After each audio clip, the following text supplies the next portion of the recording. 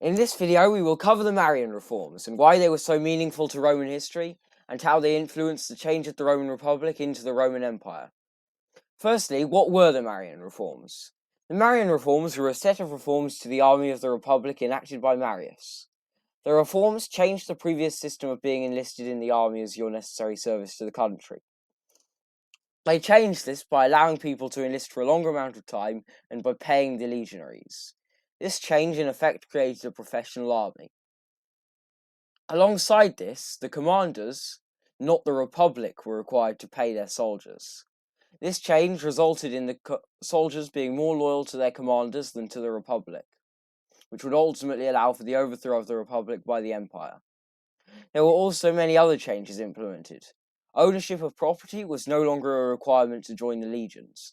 This meant that the Roman Republic could field much larger armies, and the state now supplied both arms and armor, making sure that even the poorest people could enlist in the army. Both of these changes made it more easy for anyone to join, and meant that desperate people would have a reason to want to join, as it was their only chance of prestige and wealth.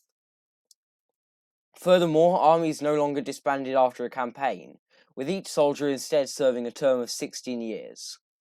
This was very beneficial as the Roman army could now react far more quickly alongside increasing its quality. It was also during the Roman reforms that the cohorts replaced the maniples. I already have videos on the cohorts and the maniples, so I will not explain their differences now.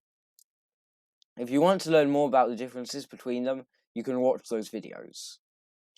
More changes included the throwing spear or pilum that a legionary would wield being now weaker and easier to break.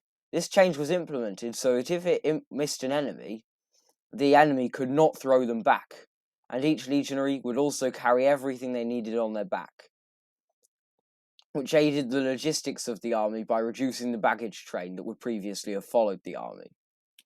The Marian reforms did not ignore the problems with cavalry, changing it so that cavalry now primarily came from outside the Italian peninsula, taking cavalry instead from groups of non-Romans in the Republic who were more experienced horse riders.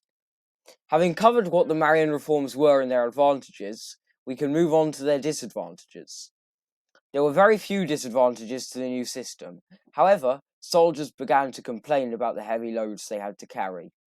One larger problem was the soldiers being paid by their commanders. This was a problem as the commanders could earn their soldiers' loyalty by paying them more.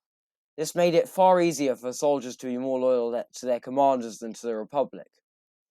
This in turn meant that the commanders became more powerful than the Republic as they had the support of the army, making it easier to attempt to overthrow the Senate. It was this change that would lead to the downfall of the Roman Republic and the rise of the Roman Empire.